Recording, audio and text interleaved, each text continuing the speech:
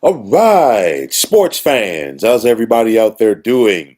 William Martin coming at you one more time here on YouTube with another edition of the 300 Pounds of Sports Knowledge Podcast.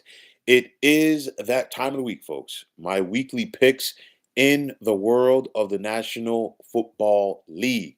Now, last night I picked the Denver Broncos to hold serve against the Vegas Raiders at home. Much more low scoring and much closer than most of us expected. Um, the Broncos have a championship defense, in my opinion.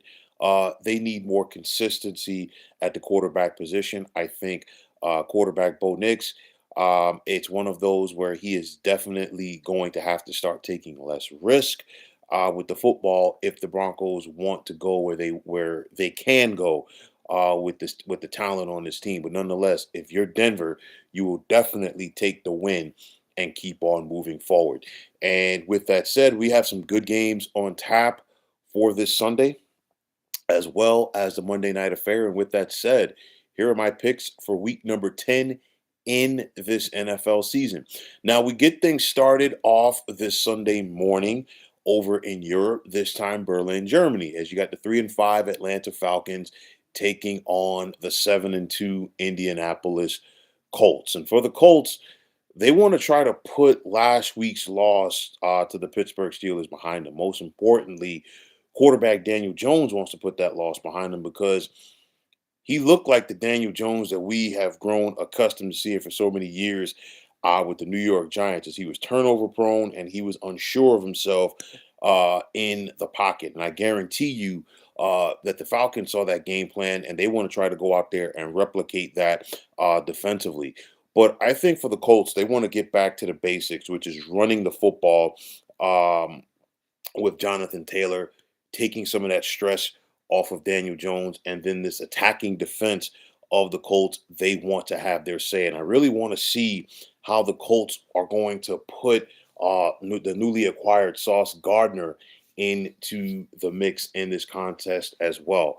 The Falcons, they're going to be up and down this season. Make no mistake about it. But I think this game right here is all about the Colts, and I like Indianapolis to go on the road, if you will, and get the 27-23 win. TFX, what is going on to you for you? And happy Friday to you. You're saying, all right, my man, tell me how it's going to go down this weekend. Yeah, he looked like Danny Dimes, definitely not Indiana Jones. So, we got to see if the Kool-Aid is wearing off for the Daniel Jones Love Fest in Indy. We got to wait and see on that one. But nonetheless, we've got the 2-7 New York Football Giants traveling to the Windy City to take on the 5-3 Chicago Bears. And for the Bears, they come into this one with a record of 5-3. They're starting to look like a playoff team under their first-year head coach Ben Johnson. While on the flip side for the Giants, it's the same old song. This season is basically over. We don't know if there's going to be a mass house cleaning for this franchise, but one thing we do know for sure is it looks like they have their quarterback of the future in one Jackson Dart. Defensively, the Giants cannot stop the run, and if you are the Bears, you have to be licking your chops at that one because that's going to take some stress off of your young quarterback in Caleb Williams. Chicago comes into this game favored by 4.5. I like the Bears by 9, 26-17. You're saying, do I start Dart or Williams in fantasy? I'd start Caleb Williams if I were you because my thing is this. I don't know if Jackson Dart is going to be able to score enough points for you in this one. Just my personal opinion there. But moving right down the list, we've got the 6-2 Buffalo Bills traveling to South Florida to take on the 2-7 Miami Dolphins. These two teams met earlier this season. Miami gave Buffalo all that they can handle, but when it was all said and done, it was the Bills who got the win at home. And of course, now they're going for the season sweep. And if you're Buffalo, you just got that big win at home last Sunday against Kansas City, and you do not want to take a step back.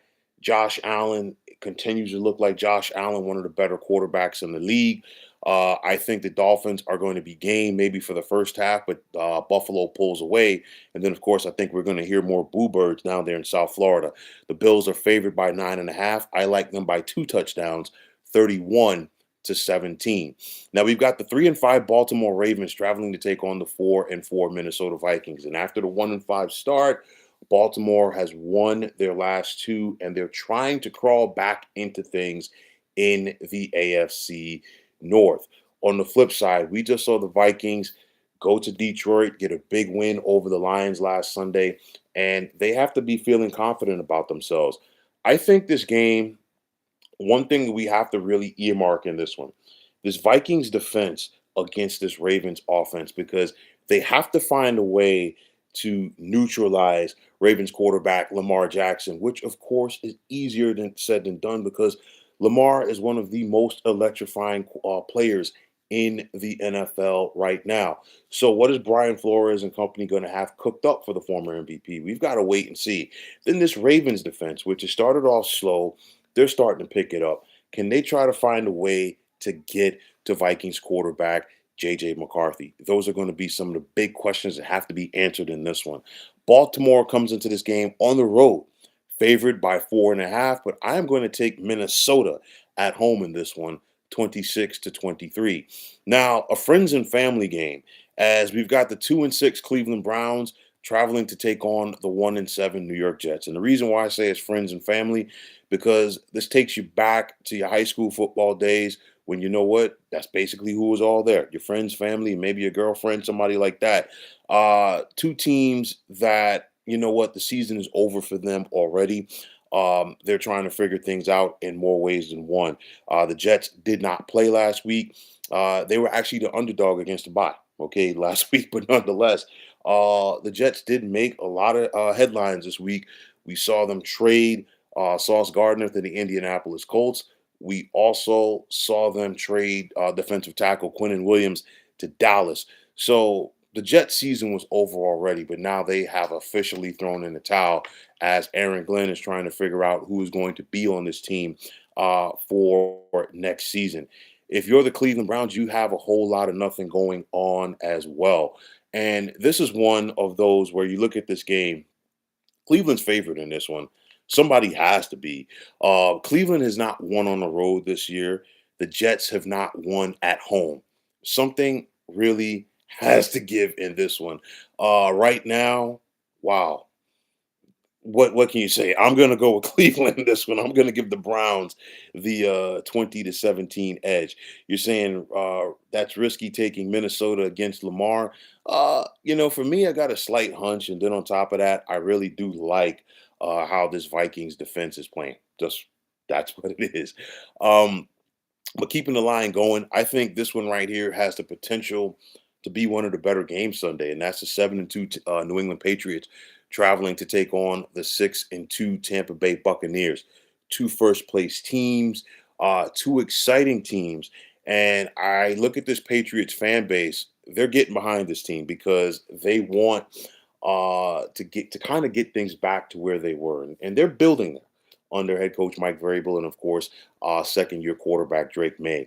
But I like this Patriots defense. They're getting better and better. But then also, I like this cover two of the Tampa Bay Buccaneers. And over the years, they have given young quarterbacks problems. Antoine Winfield Jr., I don't think gets enough credit nationally for what he can do as a safety in the NFL. He knows how to bait quarterbacks, and I'm really interested to see that matchup. The eyes of Antoine Winfield going up against the young quarterback in Drake Maye. You look at this Bucs team with Baker Mayfield; they continue just to find a way. No matter the injuries, they just go out there and get it done. Tampa Bay is favored by 2.5 points at home. They've been playing close to the wire all throughout, and I think this was another close one here. But I'm going to give the Bucs the 23-22 edge. Yeah, you're right. Nobody really does care about the Jets and the Brownies there. Now, sticking in the NFC South, we've got the 1-8 New Orleans Saints traveling to take on the 5-4. Yes, 5-4 Carolina Panthers. Carolina has already surpassed their win total from a year ago. Things are coming together under head coach Dave Canales, and things are also coming together for the young quarterback for Carolina in one Bryce Young. New Orleans is going to be game due to their defense. I'm not a believer in their rookie quarterback, Tyler Shaw. Kellen Moore is trying to build something with the Saints. It's going to take some time. However, Carolina is several steps ahead of New Orleans in that rebuild process, and I like the Panthers to take care of their business at home, 27-17. Now in the AFC South, we've got the 5-3 Jacksonville Jaguars traveling to take on the 3-5 Houston Texans, and of course, important game for both of these teams in the division. Not only that, this contest has lost a little bit of its sizzle due to the fact that Texans starting quarterback CJ Stroud is going to be out after he was injured last week in the loss to the Denver Broncos. I'll tell you like this: Jacksonville, for the most part, has been flying under the radar this season, but they continue to take care of their business. The Jags come into this game favored by 1.5. I think Houston's defense will keep it close, but Jacksonville is the more talented team, especially without CJ Stroud, a quarterback for Houston. Thus, I like Jacksonville to go on the road and get the 24-16 win. Now, looking at the NFC South, everybody's playing each other. Pardon me, the NFC West, rather. Everybody's playing each other this week. And that's very important because you look at the standings right now. Seattle 6-2.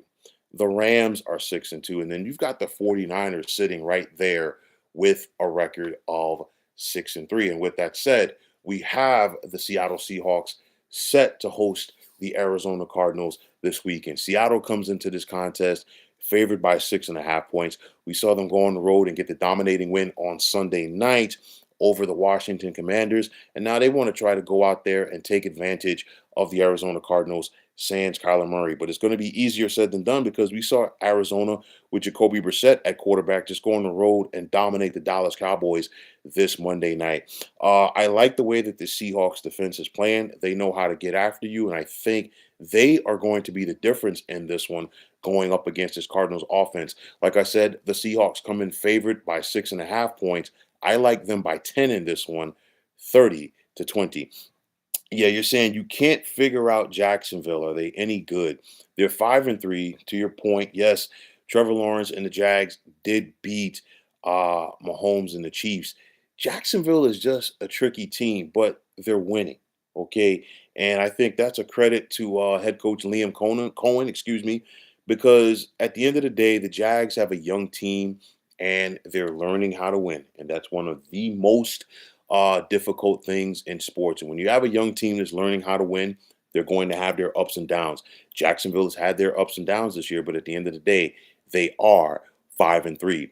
Now, the other half of that double main event, if you will, in the NFC West has the 6-2 Los Angeles Rams set to take on the 6-3 San Francisco 49ers. And of course, these two teams did meet earlier this year in Inglewood, and it was the Niners who surprisingly went on the road and got the best of the Rams. I think this game comes down to which offense is able to establish the line of scrimmage. It's one of those, for the most part, Kyle Shanahan has typically gotten the best of Sean McVay in the NFL. It's one of those with the Niners. You know what's coming, but you still can't stop it. And I'm talking about their run game. And if they can get Christian McCaffrey going, that changes everything for this offense. The Niners are starting to get some people back. They have George Kittle back at tight end. That definitely changes things. And more importantly, this offense really believes in Mac Jones at quarterback. Okay. He was a first round pick a couple of years ago by the Patriots. The Niners did have him on their radar, and some people, after seeing how things finished for him in New England, thought, you know what, he was basically taken too high, draft bust. But again, Mac Jones is showing this is what happens when you have a quality organization and, more importantly, quality coaching. Now, on the flip side, the Rams are a quality team as well. You look at Matthew Stafford, he continues to get it done, and this Rams defense continues to get after you. But the Niners know how to keep the Rams off balance defensively. I think that's going to be a difference in this game. San Francisco's dealing with injuries on defense, but they have Robert Saleh back coaching and calling plays on this defense. They continue to get after you, and thus I like San Fran at home with the 23-20 win. Now we've got the Detroit Lions with a record of 5-3 traveling to take on the 3-6 Washington Commanders. The Lions come into this game favored by 7.5. However, Detroit on the road historically against Washington has not been good. The Lions should win this game. No Jaden Daniels at quarterback. It's once again going to be Marcus Mariota. But I guarantee you, this Commanders team under head coach Dan Quinn, they're going to put up a fight, especially after what we saw from them last Sunday night at home against Seattle. The Lions will take care of their business. They're going to have to work for it, but they get the 30-20 win. Now on Sunday night, we've got the 5-3 Pittsburgh Steelers traveling west to take on the 6-3 Los Angeles Chargers. The Lightning Bolts are at home and they come in favored by 2.5 points. And they have so many injuries that they're dealing with, especially on the offensive line. What we saw last Sunday with Pittsburgh, you have to wonder if this defense has finally figured it out, as J.J. Watt was a man possessed against the Colts. And of course, as J.J. Watt goes, and once he's able to get that pressure on that opposing quarterback, it really changes the tenor. Everybody on that defense simply feeds off of him. Justin Herbert continues to play like one of the best quarterbacks in the NFL. Jim Harbaugh continues to be one of the better game planners. But then on the flip side, you have Aaron Rodgers. And TFX, to your point, you haven't been able to get a feel for Jacksonville. I haven't been able to get a feel for Pittsburgh. Okay. They've been up, down, in and out, and all points in between. But at the end of the day, they're still 5-3, and they're still in first place in the AFC North. The Chargers, like I said, they come into this one favored by 2.5 points, but I'm going to go with the Steelers to get the 23-20 win. And you hit the nail on the head. Also, Green Bay. Why? Because it's the last game I want to talk about. On Monday night, we've got the 6-2 Philadelphia Eagles, fresh off of their bye, traveling to take on the 5-2-1 Green Bay Packers. Green Bay, huge favorite last Sunday at home against Carolina, but of course, they lost. You have the Eagles, like I said, who are fresh off of their bye. They've had their ups and downs this season. They're still 6-2. They look like they figured some things out offensively in their last game against the Giants. More importantly, they got the run game going, but it's tough to say if the Eagles are back offensively because it was the Giants.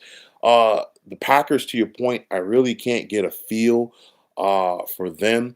I think the bye week helps the Eagles in this one, and because of that, I'm going to give them the 27-20 victory on the road. So, folks, those are my picks for week number 10 in this NFL season. And as always, I want to take the time out to thank each and every one of you for checking out this 300 Pounds of Sports Knowledge podcast here on YouTube. TFX, as always, definitely appreciate the support. Definitely appreciate you chiming in. I hope fantasy football is good to you this Sunday. And hopefully you get to enjoy a lot of the action this weekend. Now, for everybody who checked out this podcast, you know what to do. Just hit that like button as well as subscribing to this channel. And like I always say, it's greatly appreciated. Also, if you are on the X, formerly known as Twitter, you can check me out anytime at 300 Pounds of Sports. And like I always say, if you give me that follow, I will do the same in return. And that also goes for Instagram. And you can check me out at 300 Pounds of Sports Knowledge. Also, if you're on Facebook, definitely check out the Sports Depot 365. And as far as I'm concerned, one of the better sports debating groups going on social media. TFX, you're saying, I don't even need to watch the games. I know what's going to happen thanks to you. Listen, definitely appreciate the support, my man. And I'll be checking out the games. I intend to, so I'll definitely have plenty to report afterwards. But until next time, fine folks, my name is William Martin, and I'm saying thanks once again for checking out the 300 Pounds of Sports Knowledge podcast here on YouTube. Be well, everybody.